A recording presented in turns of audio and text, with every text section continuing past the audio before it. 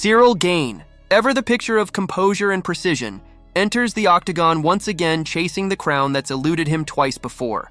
His technical striking, crisp, efficient, almost poetic, has earned him both respect and criticism. He's the kind of fighter who makes violence look elegant, but that same elegance sometimes gets mistaken for passivity. His recent win over Alexander Volkov wasn't the dominant performance fans expected. Instead, it was a gritty, contested battle that showed both his resilience and his limits. Volkov pressured him differently this time, mixing up feints, forcing Gane to adapt, and in the eyes of many fans, even outpointed him.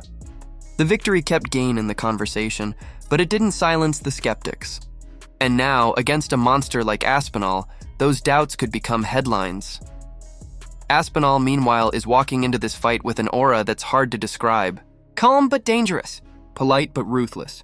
There's something about the way he carries himself that screams inevitability. He doesn't trash talk, doesn't boast, and doesn't need to. His record speaks for itself. His finishes are fast, clinical, and devastating. The man doesn't just win, he erases his opponents.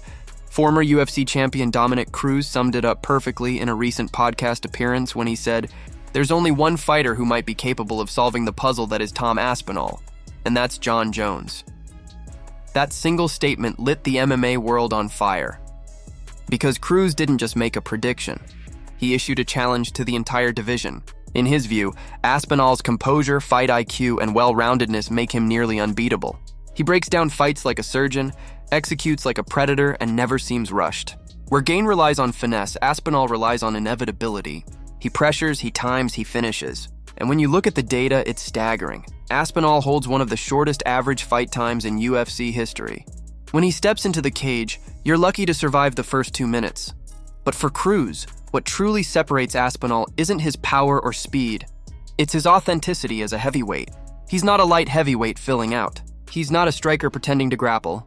He's a natural-born heavyweight who moves like a middleweight, grapples like a black belt, and thinks like a chess master.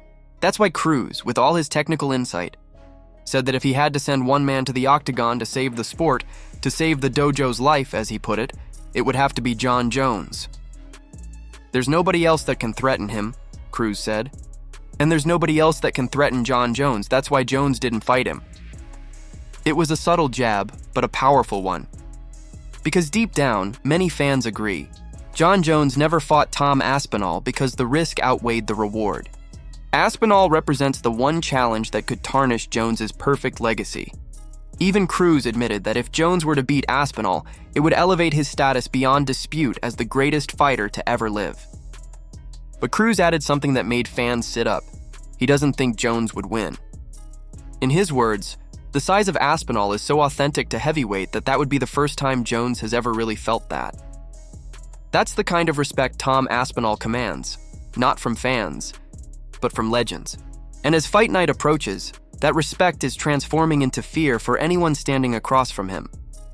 But even as the hype builds for Aspinall versus Gane, another storyline has gripped the MMA world. The shocking fallout from Reinier de Ridder's recent loss to Brendan Allen. Known for his composure and elite grappling, de Ridder quit on the stool mid-fight, citing exhaustion. Fans were stunned. It was so out of character for a man who had built his reputation on toughness and resilience. Moments later, RDR took to social media to explain that he'd been fighting through a virus and injuries during camp. At first, many sympathized, until Paul Felder dropped a bomb on his podcast. According to Felder, during the pre-fight fighter meetings, where athletes discussed their camp, mindset, and health, de Ridder showed no signs of illness. "He was completely fine," Felder revealed. "No mention of injuries, no signs of being sick. If he was, I'd be upset that he was shaking my hand." The revelation hit the MMA community like a thunderclap. Overnight, de Ridder went from a respected technician to a symbol of misplaced excuses. Fans accused him of lying to protect his image after quitting. Felder's message was blunt but fair. He had a bad night at the office. It happens. Go rest up, come back, and don't skip the cardio. It was a sobering reminder of how quickly narratives can shift in this sport. One moment you're admired for your skills, the next you're roasted for your humanity. And in a way, that's what makes the build-up to Aspinall versus Gane so fascinating. Because for all of Gane's polish and poise, one bad round against a fighter like Aspinall could change everything. While the MMA world dissected that controversy, Another flare-up grabbed Dana White's attention, an altercation between Khamzat Chimaev and Petr Yan. What began as a cultural spat online, Yan questioning Chimaev's Russian roots, Chimaev mocking Yan's last name, escalated into a heated exchange in person. Yan's manager later confirmed they had a serious conversation that crossed the line.